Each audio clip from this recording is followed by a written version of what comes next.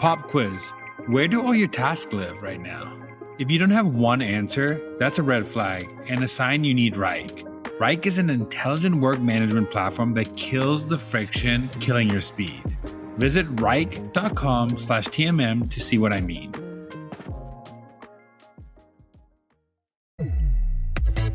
Welcome to the Marketing Millennials, the No BS Marketing Podcast. I'm Daniel Murray, and join me for unfiltered conversations with the brains behind marketing's coolest companies. The one request I tell our guests, stories or it didn't happen. Get ready to turn the up. We are back with another episode of the Marketing Millennials podcast. This is a very special episode. It's episode 400. And you know what? I decided to bring on the best marketer I know, the one and only Chief Digital Officer of Salt and Stone, and the founder and creator of Go to Millions, my wife, Ari Murray. Welcome. Did you just forget my title? No. You hesitated a little. She's had so many titles. That's Happy 400. Thank you. Thank you for coming on and being a wonderful guest. But I want to get started because everybody wants to hear from you. We're going to talk launch strategy, which is actually Ari's going to talk launch strategy, but I'm going to ask her the questions about this. So Ari, when you're launching a new product, where do you start? Walk me through the step by step. It all starts with the forecast. Well, it starts with pricing, but I don't do a lot of these parts. And I'm still learning what it's like to be brand side. I was at an agency for the last 4.5 years before I came to the brand side. And so a lot of the products that are launching now were before my time. So I'm very much learning the process. But where it hits my plate is timing and forecasting. And timing, I think, is sometimes the biggest opportunity because I have so many opinions on calendar and on when to make a moment, when we're going to need a moment, what type of moment. And that's where I love to be involved. But it really depends on what you're launching. When I was at the agency, I led all of our teams. And so some of our projects were website projects. So that can start with branding and naming, and it can go far back. And then other projects are you start working with someone and they have the site down and it's the go-to-market. So I can't answer because it all depends, but currently I am a little late in the process, but I know it really varies depending on your role and what's being developed. Okay, I'll get more specific with you. Let's say it's a new SKU launch that you're launching on the website. Walk me through that process of launching a new SKU product on your website. Well, there's photo shoots, there's social grids, there's ad creative, there's email calendars, there's copywriting, there's merchandising where that product will go into your current mix. I think about that a lot. I'm pulling a lot of data for that all the time, always rearranging. There's what type of SKU launch is this? Is this the type of SKU that you'd want a homepage takeover on? Is this something untested? Is this something you want to gate to members? I could keep answering your questions with questions, but I really think there's so much to consider. What I'd say that maybe people don't think about enough is hitching your wagon to a certain SKU and putting a lot of faith in something that's new to market. I've found to be a really good way to misplan. And I think that whatever you can do for a new SKU or a new drop to protect your month outside of that moment, should it not read the way you'd hoped, is how I like to play it. And I like to go into these moments really scaled. And so finding efficiency before takes a lot of pressure off of having to push a product that might not be what you hope. And another thing I'd say too is a lot of products need time in market. And for me, I think there's like a fallacy that gets created where you think a product is your hero, but that's because you've forced it to be your hero through years of repetition, through prioritizing it in photo shoots, through merchandising it first, through talking about it always. And I think a new SKU needs time to fight for its life, but also needs sometimes to take stage. So did I answer? Yes, I'm going to let's go more broad then. When considering a new, let's say, SKU launch or website launch, or what are some strategies someone can think about when thinking about it? Like you said, there's like launching with members, there's password protected sites, there's what do people think about when launching a new product to make it successful? I think the power of urgency is really understated, and it's the most efficient way to get people to do what you want them to do without having to spend into it. And so I think when launching anything or considering a new product, the drop strategy of it and what is going to make someone click that email and feel like they have to buy right then. I can give an example. My coworker and I were shopping a brand.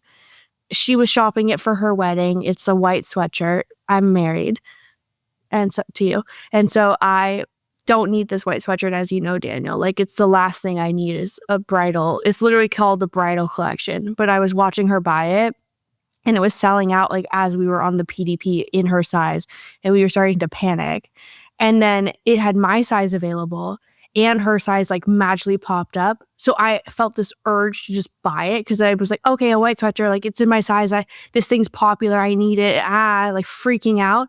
And before I knew it, I blinked and we both bought it. But I'm not getting married. I just wanted the sweatshirt because I couldn't have it, or I thought I couldn't have it again. And I think that urgency and drop strategy is hard to bring back that trust on. So if you're going to be a brand that says set your alarm, and if you're going to have urgency, then you need to actually stock out and you need to actually have momentum and hype. But I think that is a flywheel that's really fun to create. And going to planning process, say let's do something more specific. Like someone wants to launch something new on Black Friday, Cyber Monday. How far in advance should they start planning? Like how far are you thinking about these things before? I know you're probably forecasting out inventory and all this stuff way ahead of time. So how long are you planning out a launch that's like happening on like a tentpole moment for your brand? The year before. Is that a bad answer? It's the truth. I know my goals and what I want to do and what I want to drop and what we have to create. Well, that's a good year answer. Before. So actually more than a year before, like probably 14 months before. So always in Q4 planning for full year ahead. Let's go into the side that you do a lot of, which is like the media planning of where things are going to be shown. So like the paid social. I know every brand is different, but what are you seeing a good split of media mix for someone to think about when they say they have $100,000 budget for media spend? I think it depends. What I'd say is I love to be pretty diversified across channel, but on $100,000, I would spend all of that in Meta and Google. And I think that there's a TAM for every product, and you're not going to hit as many people as you'd like on $100K. So I think putting that in Meta as your top of funnel, even though it is conversion, but compared to Google, Meta is going to bring them to the door and Google is going to let them in. And I think that is the split for $100K budget. When you're in 7 figures, I think you can be in 10 channels, but $100K goes quickly. Let's say this, because I know you've run into this problem with brands and that you work with the agency, brands you worked in the past. You've seen brands do this.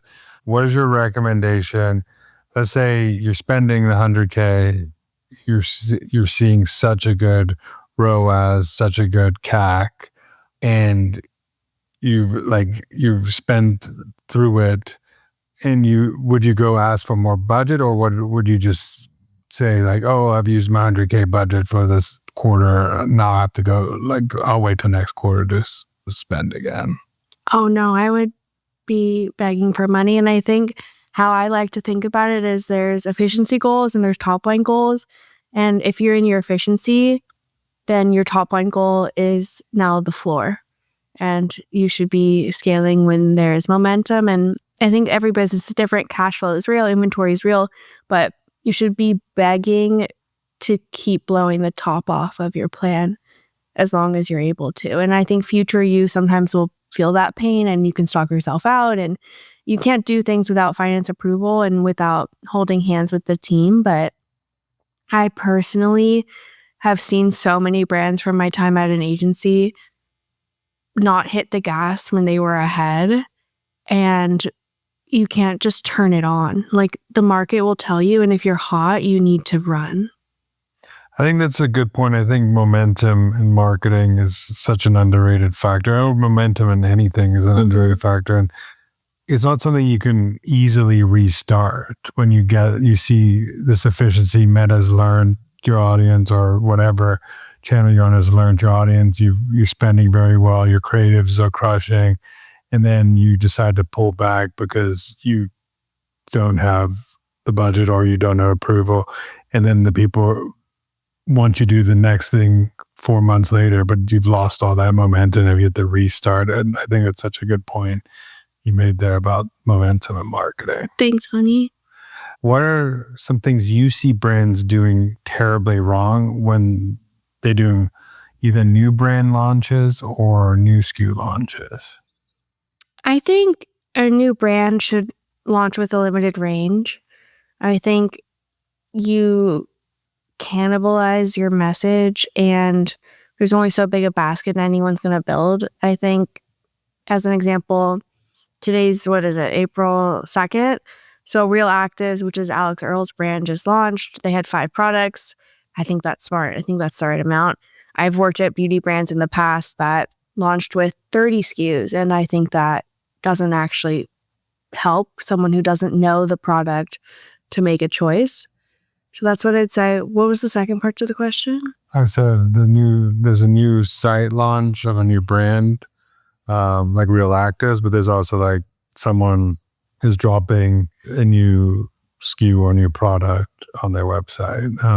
What are the things you've seen go wrong when someone drops like a new SKU or new I'd say line? There's a lot that can go wrong in pricing strategy. And I think a new product, if priced out of range or in a way that doesn't play well with the rest of your line, can make everything else anchor really expensive. And at the same time, depending on how your business is trending, I think people also aren't merchandising existing products together into newness that can actually push up AOV. So my favorite thing to do is to try and to put as many products as make sense together and to build this one big ultimate bundle or this one big trio, whatever that quantity is for you. But sometimes I feel like we assume we're overwhelming our customers and we're not. And so I'd say like there's a lot of opportunity in creating newness out of existing product in merchandising. And then if it's a new product launch, I think a little restraint in the next future drop. Continuing to drop is always my favorite thing to do. And then I think some things on the website that people don't consider putting on, or they don't put enough time and strategy. I'm thinking of like the shipping bar, like the shipping threshold bar, or I know you talk a lot about people putting too many widgets on their site and blocking carts. So what are some things to think about on the website? What does like a good page look like? What's on there? What should people think about on a good PDP, for example? A good PDP, we have to all remember and look at our heat maps. But in my experience, the amount of people that get below the fold, it's so rare, and the energy should be spent in your carousel and in your assets and in those thumbnails, and you should have thumbnails. And I think so much of the information you think people will scroll down to, they'll never see. And infographics and motion and video and punchy copy all can exist, and so can tags that exist as overlays on those assets in that hero. I think above the fold PDP is an art, and it can get crowded, and there's so much to do to draw the eye where you want it to go. But I think the assets are the biggest opportunity. And especially the more you can do to fill out that bank and to let it be clear that there's more than one picture to swipe into. So those thumbnails, I think, are so important. So I think there's a lot of features depending on the vibe of the brand. Some brands want to have every pricing strategy, it can get really crowded. And I think that works for a lot of different product lines. But what I'd say is the asset should be really fruitful and should continuously be something you're testing the format of. Is there any, you talked about like urgency of strategy. Are there any like proof points you add on a page that people should think about, like UGC? Is there like backed by science thing? So I have like a terrible opinion of UGC on web, and I think it's just because I've seen it go so wrong. I think UGC looks great in reviews, and I think that for a lot of products and brands like Sephora, for example, I'm very influenced by the UGC within those reviews, but UGC can look really crazy. And I think it depends on what is brand safe, and it can look really amateur really quickly. And I think I'm of the belief that before and after it works really well, but even that can be in studio. So UGC, I, as a rule, say I kind of get scared of, but infographic studies, clinicals, pricing, like cost per ounce, cost per day, breaking down the price, defaulting to show, if you have subscriptions, defaulting to an open bar that actually has all the features exposed versus allowing the click. I think whatever you can do to expose more information, but also to stay premium, is my favorite.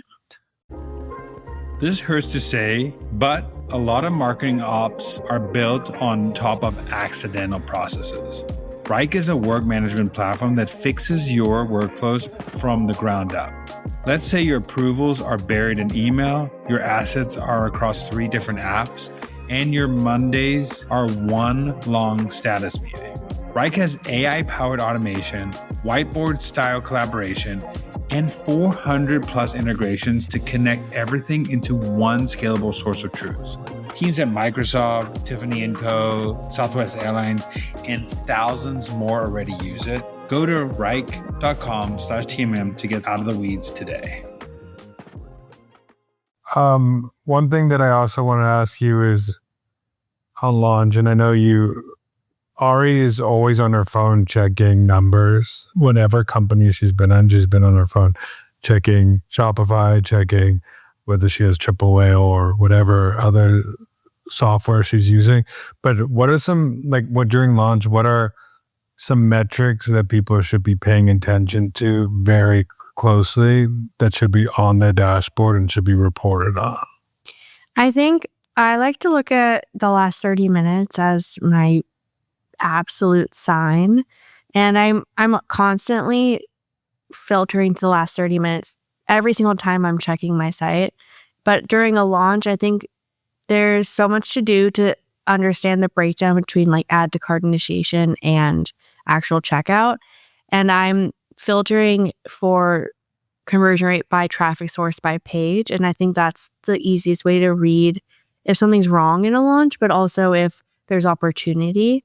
And I don't know, I think I like to look at all of it, but what I'm most focused on is if my ad spend is where I want it to be for that time of day and for that moment to what we planned, because that's the tell for future. And then the last 30 minutes is the tell of if what we've done is working. And I'd say the number one metric though, to me, you might think I'd say top line revenue or that number, but it's sessions. If sessions on site are low, and let's say it's Black Friday and I'm watching what's happening, if sessions are like 1,000 off of what I expected for that moment of when we sent that thing, that's when I freak out.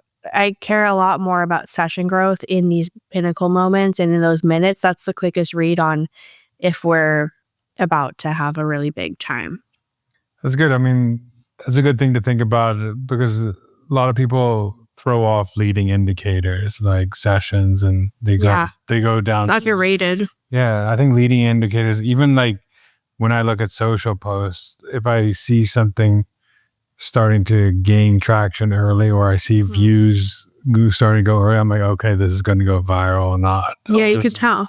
Yeah, it's early views, early likes, early reshares that really could explode doors. Last question I have for you, and I ask everybody in the Marketing Millennials, but I want to ask you is, what is a marketing hill you will die on? My hill is to marry someone who is more creative than you. When I met Daniel, I told him, we were coworkers. It's a whole story, but I told him I wanted to work at the company we worked at for 5 years, and that was my dream. And Daniel had like so much he wanted to do. He was way braver than I was as a marketer, and it's led me to a better path to watch him be bold. So marry someone more creative than you, and in whatever field they're in, that will help you to feel like you're always inspired. And I'm so happy about 400 episodes. I remember when you started this, it was so brave. And I'm so glad that we're here. When she says so brave, I was nervous. I mean, she was making fun of me and saying, why the heck are you doing it? It was sad. It was like my dad was your first listener for like many months, but you persevered, and look at us now. This was August 2020 was the first, or maybe, no, 2020 or 2021. I forgot. No, it's 2020. Well, But times were like very COVID-y. You were like recording in your room. It was just, I didn't know we'd end up here, but I'm very glad we did. And again, back to my point, it's good to be around people that are creative. They'll do things that maybe they're a little early to, and 400 episodes later, I'm very proud. Well, thank you, Ari. I mean, thank you for coming on the episode. I love you. I love you. I'm proud of you. Wait, can I ask you questions now? No, you can ask. Yes, I can. What is your favorite episode you've ever done? This one right here. That's not what I wanted. There's so many, because there's so many different takeaways. I think like going back to, I mean, I really like Rory Sutherland. Mm-hmm. Like, I've had him twice in the podcast. I just could listen to him talk for hours, and I'm really interested in marketing psychology. So that's an episode that I always go back to, that I think, but it's just so cool to have so many guests in so many different industries and so many different, and I remember when I first reached out to guests, it was so hard. I've got so many people rejecting me that some of them have come back and asked to be on the podcast, which is funny. But it's, yeah, I think Rory's one of my favorite episodes. I think mine's Amelia. Oh, I love Amelia. I love Amelia. You love Amelia. She's an icon. Yeah. Go follow her on LinkedIn. Yeah. We're very proud of you. Thank you all for listening. And go subscribe to Go to Millions, and go follow Ari on LinkedIn, Ari Murray.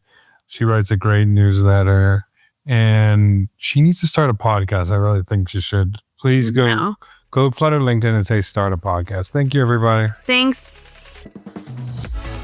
Thanks so much for listening. Keep tuning in to hear more great insights from the coolest marketers from around the world. If you haven't already, make sure to subscribe and follow the Marketing Millennials podcast on Apple Podcasts, Spotify, YouTube, or wherever you get your podcasts. And if you like what you hear, I would greatly appreciate you giving us a 5-star rating. It helps bring more marketers into our community.